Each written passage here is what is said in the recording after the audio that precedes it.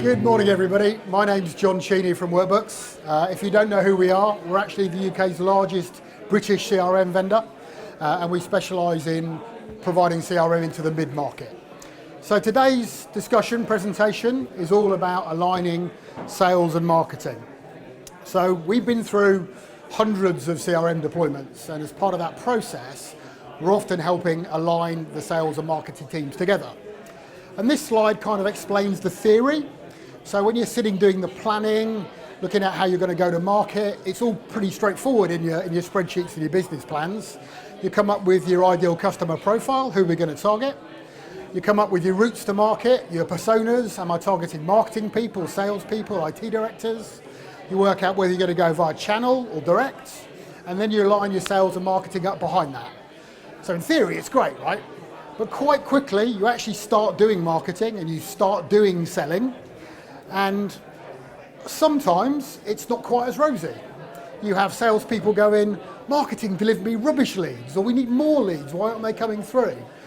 Sales guys are going, marketing, is it good? Marketeers go, we gave you loads of leads. Why didn't you tell us what happened with those leads? We can't see whether the leads are working or whether they're not working. And quite quickly, marketing and sales can go into different directions, and they really are looking at the business together. But if you can align your sales and marketing teams together, you can have a significant impact on your business. So in a number of recent studies, Serious Decisions recognise that aligning sales and marketing would allow your revenues to grow by 24% over 3 years more quickly, and your profits would be even higher, 27% year-on-year growth. Marketing professionals reckoned you could get 36% better renewal rates and 38% better win rates if your marketing and sales teams were working well. So the theory is great, sales and marketing should be working together, but how do we actually make that happen? Well, in our view, marketing and sales is a combination of art and science, and you really need to be measuring the science to see how effective your teams are. And if you align your sales and marketing team with a common language, so they're all speaking the same words, and you have a common process, excuse me, it will improve your sales and marketing execution.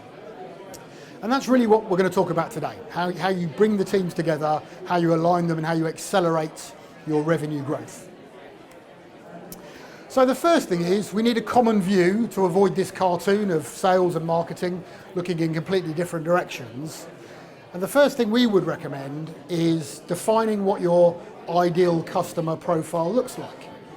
So at Workbooks, we know our ideal customer profile are typically mid-sized enterprises. We're typically targeting the marketing director, the sales director, or the CEO. And so as we generate leads, we can measure whether those leads meet our ICP criteria. Are the revenues of those organisations, the number of employees of those organisations, and the personas the ones that meet what our sales team would typically expect to talk to? So we can measure how effective we are at generating our leads. It's also really important for your sales and marketing team to be looking at the sales and marketing funnel together with a common lens, working together to talk about how you attract new customers, how you move people through that funnel, and how ultimately you convert them into real clients in your business. And the way you can do that is by defining a common marketing and sales process. So it isn't just a sales process where people are worrying about, I've got leads and how do I close them? And it isn't just a marketing process where it's all about the lead generation. It's really looking at the entire funnel together as a common unit. So in many ways, marketing and sales should be simple, right? We will come up with some strategies, we'll execute those strategies, we'll figure out if those strategies work, and if they do, we'll analyse them, we'll learn, we'll apply those learnings, we'll do it again, and our marketing and sales should always improve. It should be a continuous improvement process, ideally. So what you need to do to make that work is define a common process, a common funnel from top to bottom. How do we generate those leads? How do we move them through the funnel? and how do we convert them into closed-won business. And you should define clear stages of that funnel, and most importantly, clear ownership of that funnel. Where does the ownership change from marketing being responsible for generating and moving through people through the funnel to when sales take the leadership in that role and they're worrying about moving them through and closing them into clients? We're going to show you some examples of how you can do that in a second. And you need clear KPIs and common goals. So if we know that from every qualified opportunity, we close 1 in 5 sales, 20% conversion rate, I can go back and work out how many leads I'm going to need excuse me, to generate those. What's my follow-up time going to be? So if marketing generate a lead, how long do we expect sales to take before they have their first engagement? Is it a day? Is it a week? Is it a month? If I'm generating leads as a marketeer, I want my sales guys to be on top of those leads and following them up really quickly with an agreed turnaround. Not that it's end of quarter and they're busy, and we want them to be on top of those leads that we generated here and now. So, let me show you how we do this at Workbooks. This is our common sales and marketing funnel. And right at the very top, we generate leads. And they come from all sorts of sources. Hopefully, some of you will be leads in our funnel today. So we've got leads coming in from trade shows, we've got leads coming in from social media, from paid advertising, from all sorts of different places. Those go into the top of our funnel. Now, one of the downsides of an event like today is we don't know whether you work for companies that are likely to be Workbooks customers. Do you meet the profile of organisation that would typically buy CRM from us? So as leads come in, we will want to qualify them into marketing qualified leads, leads that we think are the right shape for us to then move through into the sales process and into the sales team. So the key inflection point for us is here, where we hand over a lead to the sales team, and their job is to do what we call BANTS qualification.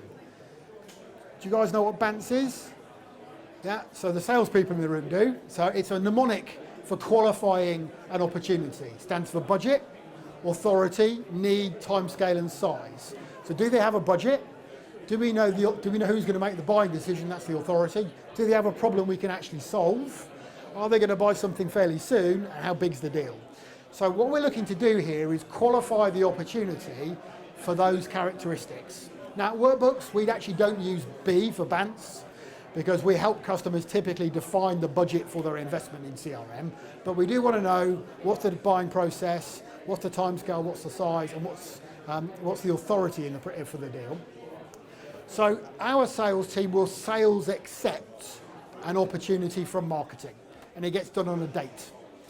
So our BDRs, our business development team, are paid on when the sales opportunity is accepted by the sales team. That means the sales team think this is the right shape of organisation for them to spend time on. So the early stage of our funnel is owned by marketing and business development, and the latter stage of our funnel is owned by the sales team. And we have 3 ways out of our funnel. My favourite way is that you buy something. That's the closed one. That's where we'd like all of our deals to go through, but they don't all go that way. Some of them get qualified out and some of them are lost. And these are very important that they're different. Qualified out tells us that actually they weren't the right shape. So whilst we first thought they would be a good fit for us, turns out they weren't. Maybe they were a recruitment business and we don't sell to recruitment. So we look at the qualified out opportunities to work out, well, why did we bring them into our funnel in the first place? Because either we shouldn't have been marketing to them because they weren't the right shape of organisation to us to be reaching out to, or we shouldn't have put them into the sales process because either they weren't ready to go yet or they weren't the right shape. So qualified out analysis is a really effective way of us improving the early stage of the funnel. Lost, well, that means they might have bought Salesforce, and we don't like that, but sometimes people buy our competitors. And we then have to work out why. Did we not get our value proposition across properly? Did the sales guys not execute effectively? We want to look at the lost analysis because it tells us much more about our sales performance than it does about our marketing performance. Does that make sense? So using these two different exit routes from our funnel, we can really focus on improving the top part of it or improving the bottom part of the funnel. So let me give you some hypothetical companies. So we've got two companies, let's call them Company A and Company B. Wasn't very inventive, I apologise for the lack of inventiveness on these company names. But if we work on the assumption that both companies generate 1,000 leads and that both companies win 10 deals from those 1,000 leads, they've got a 1 in 100 conversion rate from the very top of their funnel, and that's not unusual in some of the organisations we work with. You might think these companies have very similar sales and marketing execution capabilities. But if you break down the stages of the funnel and work out how you align the sales and marketing teams, you can see quite different results. So in Company A, they take 1,000 leads and those end up being 50 qualified opportunities for the sales team to run. So their conversion rate from the top of the funnel to the midway point of the funnel is 1 in 20. Their bottom part of the funnel, so they take 50 qualified opportunities and they make 10 sales, so they're converting 1 in every 5 deals, or 20% conversion rate. You can see their sales execution is actually okay. 20% would be a fairly decent conversion rate. But the top part of their funnel is very holy, very much more like a sieve than a funnel, lots of stuff coming out of the top part of their funnel. Company B, well, they're a bit different. So the bottom part of the funnel for Company B is they take 100 qualified opportunities and only make 10 sales. So their bottom part of the funnel conversion is 10 to 1 compared to Company A's who are at 5 to 1. But actually, this marketing team over here is doing a much better job. So they're delivering much better opportunities into the sales funnel, converting 10 leads into one opportunity compared to Company A. Does that make sense? By looking at the different parts of the funnel, we get a very different perspective on the way these two organisations are operating. So, given that, if we can align sales and marketing, we can hopefully improve the top part of the funnel and the bottom part of the funnel, and then we talk a bit about how you might do that. So, top part of the funnel.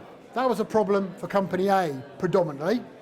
So, what's marketing's role? Well, marketing should be leading this because they're responsible for the top part of the funnel.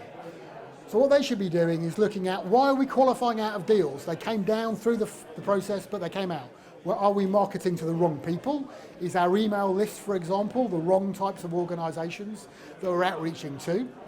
Maybe they should be looking at implementing some scoring because maybe those leads were too early stage and we need to nurture those people through the funnel before we put them into the sales organisation.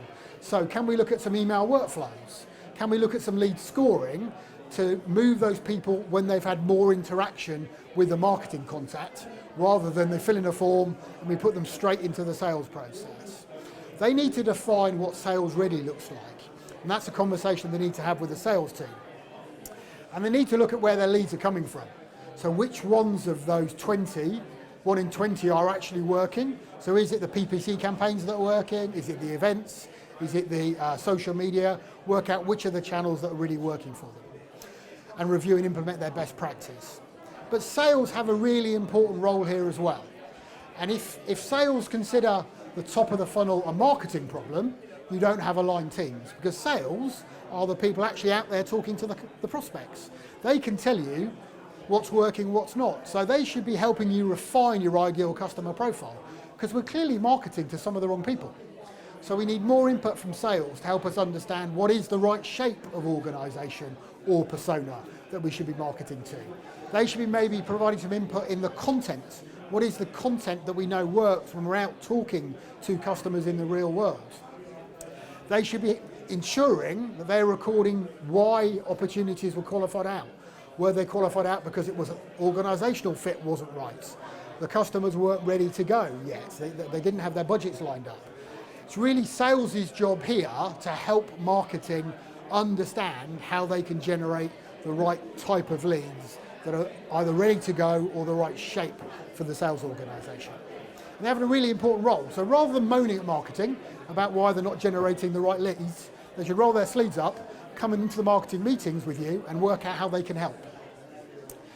So let's look at the bottom of the funnel and see how we can align the two teams differently here. So if you remember company B, that was all about the sales execution. They were taking 10 opportunities and only making one sale. So a 10% conversion rate, that's not a good conversion rate. So sales should be leading with the win-loss analysis. So why aren't we winning those deals? Is it pricing? Is it our competitive positioning? Are we missing some product features? What are the issues that mean that companies engaged with us but ultimately bought somebody else's product or service? They need to understand the metrics. Is our problem that we've got one really good sales guy and 10 rubbish ones? Or have we got half the sales organisation? You think you've got one really good one? Okay, good to know. So what's the mix? Is it that we have a problem with our sales team and we may need to do more training, more product awareness with them? Why are they taking those deals and not converting them into sales? So it's not just reviewing the individual rep's performance, it should be reviewing the performance at the different stages. So do we often come in second? That's the worst place to be as a salesperson. We do all the work, but they ultimately don't get chosen as the right solution. And is that because your pricing strategy, for example, isn't right, or you didn't build enough credibility at the end? So sales can very much take the lead here, but marketing have a crucial role to play lower down in the funnel. How can they help the sales guys move people through the funnel? Is it they need to provide better content? It could be customer case studies. As you go through a sales process, as people are beginning to buy, they want to know who else is using these products and services.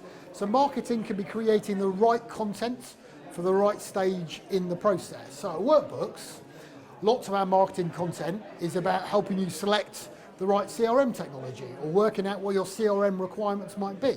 So marketing is helping there in the top end of the funnel, but as you go down, we do things like building a business case. So how do you build the budget to justify the investment in CRM?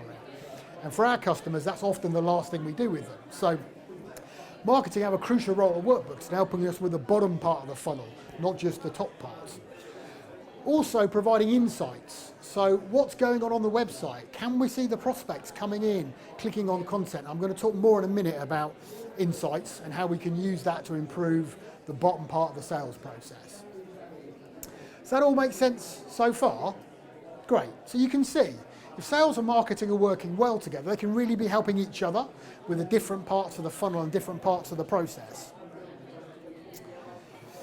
So what's key to all this is technology. It's very difficult to have a common view of your marketing and sales process if you're all using completely different technologies that don't talk to each other. Right, so if you're using MailChimp and you're using Salesforce, don't to start with, but if you are, at least connect the two things together, right? So you can see whether the data's flowing through the systems, you can see where the metrics are and see what's going on. It's very difficult to get a common view of your business if you can't report on the journey the customers have gone through. And if you're doing that well, your CRM technology should actually be giving you insights that allow you to align sales and marketing even more closely.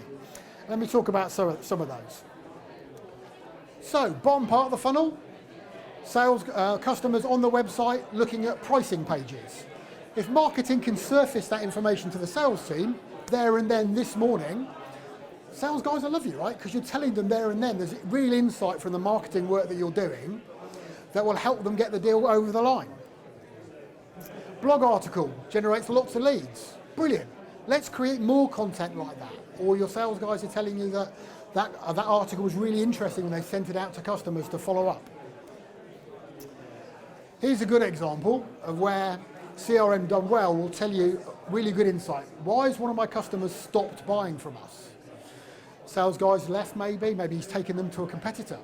But getting some insight from your system. So marketing might want to go back and re-energize that customer, reach out to them in a different way. Top 10 accounts giving negative feedback. So marketing do surveys.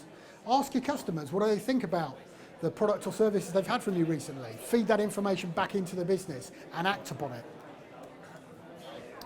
We talked about your one great salesperson doing a really good job. Let's take that best practice and put it across the entire sales organization.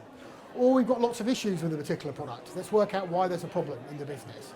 So again, marketing and sales can work together to deliver the insights that enable you to grow your top line revenues and improve your performance. Back to the stats at the beginning, 36% revenue growth over 3 years if you align the teams together. So, my key 5 takeaways. Sales and marketing is a common process. It really shouldn't be a sales and marketing team. It should be a sales and marketing team, or maybe even a marketing and sales team working together. You need common goals and common metrics.